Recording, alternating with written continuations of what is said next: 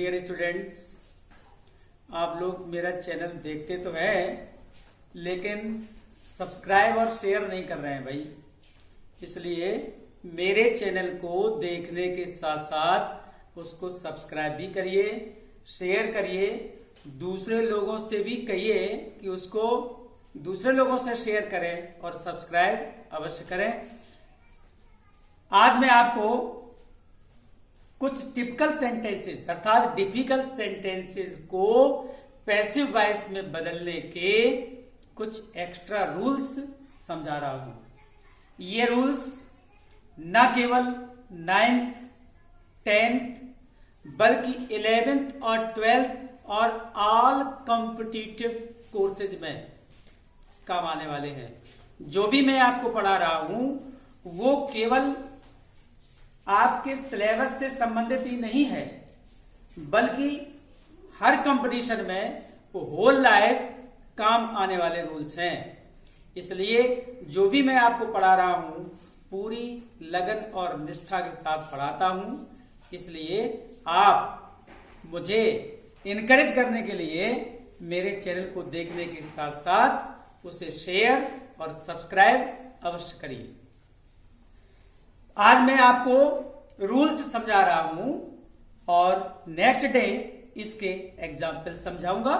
उसके बाद फिर देखते हैं कि नेक्स्ट चैप्टर कौन सा उठाना है। ठीक है, देखिए active into passive, some extra rules for difficult sentences. कठिन वाक्यों को पैसिव वॉइस में बदलने के लिए कुछ अतिरिक्त नियम।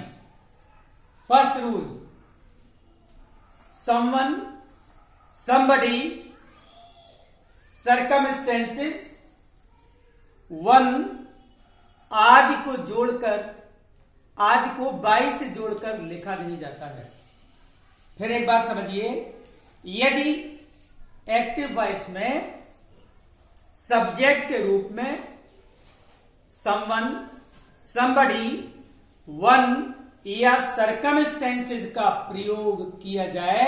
सर्कमस्टेंसेस मीन्स होती हैं परिस्थितियां।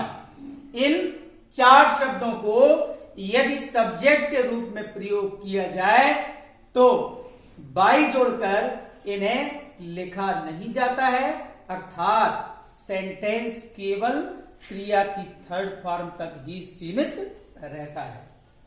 यद्यपि आपको पैसिव से एक्टिव बनाने के लिए अगर दिया जाएगा तो इनका प्रयोग बाई समवन या बाई समबडी के रूप में देखने को मिलेगा, ताकि आप उसका सब्जेक्ट के रूप में प्रयोग कर सकें। लेकिन पैसिव वॉइस बनाते समय by one, by somebody, by someone या बाई सर्कमस्टेंसेस किसी भी कीमत पर नहीं लिख सकते, otherwise your sentence will be completely wrong. Okay, और इसी रूल में जब सेंटेंस में कार्य को प्राथमिकता दी जाए, मींस जब कार्य को प्रेफर किया जाए, तब भी बाई प्लस ऑब्जेक्ट नहीं लिखा जाना चाहिए। अर्थात जहां पर कर्ता महत्व न रखता हो, कार्य महत्व रखता हो, वहां पर भी बाई प्लस ऑब्जेक्ट नहीं लिखा जाना चाहिए। अब आप लोग ये सोच रहे होंगे कि आखिर कैसे समझा जाए वाक्य में कि कार्य को प्राथमिकता दी जा रही है या नहीं। तो उसके लिए मैं आपको बता रहा हूं, पजेसिव फॉर्म दिया हुआ है। पजेसिव फॉर्म, मान लीजिए वी का पजेसिव फॉर्म अवर दिया है तो अवर पर्याप्त है। अवर के साथ जो ऑब्जेक्ट जुड़ा होगा वो सब्जेक्ट आ जाएगा, फिर बाई एस लिखने की आवश्यकता नहीं पड़ेगी। एग्जाम्पल्स में नेक्स्ट डे क्लियर हो ही जाएगा। दूसरी बात, हर व्यक्ति का एक निश्चित प्रोफेशन होता है। कहा जाए 6 subjects are taught, 6 subjects are taught at the high school standard. अब बाई टीचर्स लिखें या न लिखें, सीधी सी बात है कि पढ़ाने का कार्य तो टीचर्स ही करते हैं, है ना। Rice is grown in all over India, धान या चावल पूरे भारत में उगाया जाता है। अब हम बाई द फार्मर्स लिखें या न लिखें, किसान का ही तो कार्य है कृषि कार्य करना। तो जब कर्ता महत्व न रखता हो, कार्य महत्वपूर्ण हो, तो भी बाई प्लस ऑब्जेक्ट सेंटेंस में नहीं लिखा जाना चाहिए। क्लियर हुआ रूल? फिर एक बार समझिए। समवन, समबडी, वन, सर्कमस्टेंसेस को बाई जोड़कर लिखते ही नहीं, इनको तो किसी भी कीमत पर नहीं लिख सकते। और जब वाक्य में कार्य को महत्व प्रदान किया जाए तब भी बाई प्लस ऑब्जेक्ट नहीं लिखा जाना चाहिए। Next rule. कभी कभी आप लोग जानते हैं कि सेंटेंस में, एक्टिव वॉइस के सेंटेंस में वर्ब के साथ प्रीपोजिशन जुड़ा होता है, जैसा कि मैंने अभी द डे बिफोर यस्टरडे आपको बताया था। जैसे लाभ के साथ एड दिया होगा, तो जब हम पैसे बनाएंगे तो लाभ के साथ एड अपनी जगह रहेगा और बाई प्लस ऑब्जेक्ट अपनी जगह रहेगा। हम ऐसा नहीं कर सकते कि अगर वर्ब के साथ जुड़ा हुआ प्रीपोजिशन दिया हुआ है तो हम बाई और ऑब्जेक्ट लिखे ही ना, लिखना पड़ेगा। जैसे कि अभी पिछले टर्न पर मैंने आपको एक सेंटेंस समझाया था, we must looked into the matter. अब लुक के साथ इनटू जुड़ा हुआ है प्रीपोजिशन, हटाया नहीं गया था। तो आप फिर समझिए, वर्ब के साथ जुड़ा हुआ प्रीपोजिशन अपने स्थान पर रहेगा, बाई प्लस ऑब्जेक्ट अपने स्थान पर ही रहेगा। Next rule. कुछ सेंटेंसेज में बहुत इंपॉर्टेंट रूल है, आप समझिए ध्यान से। कुछ सेंटेंसेज में ऑब्जेक्ट से पहले बाई का प्रयोग ना करके किसी दूसरे प्रपोजिशन का प्रयोग किया जाता है। मतलब जैसे कि by me, by him, by us, by नहीं आता, ऑब्जेक्ट तो आता है लेकिन बाई के स्थान पर कोई दूसरा प्रीपोजिशन प्रयोग किया जाता है। यही मैं बताने का प्रयास कर रहा हूं। कुछ सेंटेंसेज में ऑब्जेक्ट से पहले बाई के स्थान पर किसी दूसरे प्रीपोजिशन का प्रयोग किया जाता है। और जैसे में कुछ इंपॉर्टेंट वर्ब्स जो प्राय 9th अप टू इंटरमीडिएट में वर्ब्स के सेंटेंसेस आते हैं, वो वर्ब्स आपके सामने हैं। अगर वर्ब इंटरेस्टेड है तो इन आएगा बाई के स्थान पर। ये सभी प्रपोजिशन बाई के स्थान पर ही हैं, ठीक है। इंटरेस्टेड के साथ इन आएगा। नॉन, नो का थर्ड फॉर्म नॉन होगा। पैसिव वॉइस बनाएंगे तो थर्ड फॉर्म चाहिए, मैंने थर्ड फॉर्म ही ले रखे सबके। नॉन के साथ टू आएगा। लाइंड, लाइन मीन्स पंक्ति लगाना, लाइंड के साथ विद आएगा। सेटिस्फाइड के साथ विद या एट आएगा। अब ऑप्शन हो गए। किसी व्यक्ति से संतुष्ट हुआ जाए तो सेटिस्फाइड के साथ विद आता है। उसके कार्य से, प्रदर्शन से, व्यवहार से संतुष्टि अगर हो तो एट आएगा। वरीड के साथ अबाउट आएगा, बाई नहीं आता। बाई के स्थान पर ही ये प्रपोजिशन है। वरीड के साथ अबाउट आएगा। सरप्राइज्ड और एस्टोनिश्ड दोनों की मीनिंग एक ही है, आश्चर्यचकित होना। सरप्राइज्ड और एस्टोनिश्ड तथा वैक्स्ड, वैक्स्ड मीन्स होता है परेशान होना, वैक्स्ड के साथ एट आएगा। ये कुछ इंपॉर्टेंट वर्ब्स है जो मैंने रूल में पॉइंट आउट किए हैं। बाकी मैं ऐसा कह नहीं सकता हूं कि मैंने 100% आपको रूल समझा दिए हैं। प्रयास मेरा ये रहता है कि 99% रूल्स आपको कम से कम आपके स्टैंडर्ड के समझा दिए जाएं।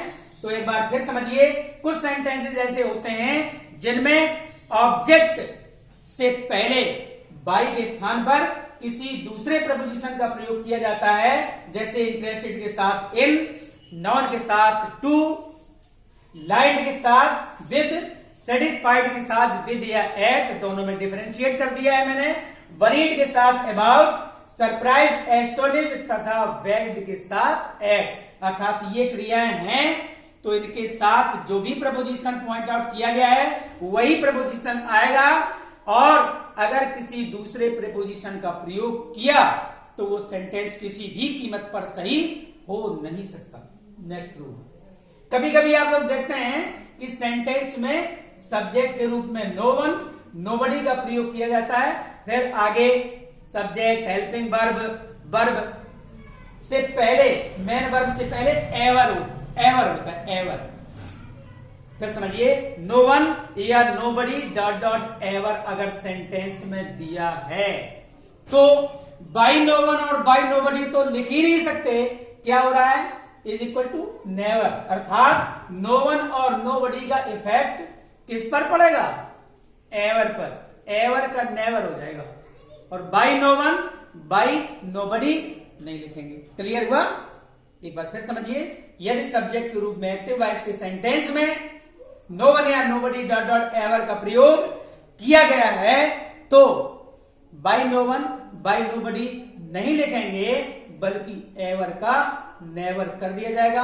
बाकी सभी रूल्स पूर्व की तरह ही प्रयोग किए जाएंगे। ये रूल्स आप समझिए, जब एग्जाम्पल्स समझाए जाते हैं तो ये सारी चीजें क्लियर हो जाती हैं, रूल्स में सारी चीजें आ जाती हैं। नेक्स्ट रूल, कभी कभी आप लोग देखते हैं सेंटेंस इट से आरंभ होता है, बड़ा विशेष प्रकार का सेंटेंस होता है, जैसे कहा जाए it is time to learn our lessons, ये हमारे पाठ याद करने का समय है। इस तरह का जो सेंटेंस होता है उसको पैसिव वॉइस में किस प्रकार से बदलते हैं, उसका पूरा रूल बोर्ड पर लिखा हुआ है। इट जैसा एक्टिव वॉइस में है वैसा पैसिव वॉइस में आएगा। Plus helping verb, helping verb जो भी एक्टिव वॉइस में दी है पैसिव वॉइस में वैसी ही आ जाएगी। प्लस टाइम, टाइम आपको जोड़ना नहीं है, टाइम शब्द दिया होता है इसमें, जैसे अभी मैंने बताया it is time to learn our lessons, तो इट भी दिया है, हेल्पिंग वर्ब भी दी हुई है, टाइम शब्द भी दिया हुआ है। तो it plus helping verb plus time, ये एक्टिव वॉइस से ही एज इट इज वर्ड्स लिए गए। अब आएगा फॉर, यहां से रूल स्टार्ट है, for plus subject plus to be plus third form of the verb, यहां तक सेंटेंस रहेगा। रूल ध्यान से पढ़ना ताकि आपको नेक्स्ट डे सेंटेंसेस अच्छी तरह से समझ में आए। ठीक है, अब कभी कभी सेंटेंस में इंफिनिटिव का ऑब्जेक्ट होता है, एक्टिव वॉइस के सेंटेंस में कभी कभी इंफिनिटिव का ऑब्जेक्ट होता है। इस तरह का सेंटेंस 9th और 10th में आता नहीं है, नहीं आने की कोई संभावना है, लेकिन आगे की प्रिपरेशन के लिए ये मेरा पढ़ाना जरूरी है और आपका पढ़ना और समझना जरूरी है। जब सेंटेंस में इंफिनिटिव का ऑब्जेक्ट दिया हो तो सेंटेंस को हम इट से आरंभ करते हैं, लिखा हुआ है सेंटेंस बिगिंस विद इट से आरंभ करते हैं, और आधा जो सेंटेंस जाता है वो इनडायरेक्ट में पहुंच जाता है। ध्यान समझिए, जब सेंटेंस में इंफिनिटिव का ऑब्जेक्ट हो उस सेंटेंस को इट से आरंभ करिए, हेल्पिंग वर्ब जोड़िए, उसके बाद जो आधा सेंटेंस है वो इनडायरेक्ट में जाएगा। किस तरह के सेंटेंसेस किस प्रकार से बदले जाते हैं, कौन सा सेंटेंस इनडायरेक्ट में जाएगा, कौन सा सेंटेंस इट से आरंभ होगा, कौन से प्रीपोजिशंस किस वर्ब के साथ प्रयोग किए जाएंगे और क्या कॉम्प्लिकेशंस आपके सामने आएंगी, ये सारी चीजें आपको एग्जाम्पल्स में नेक्स्ट डे क्लियर हो जाएंगी। Till then good bye.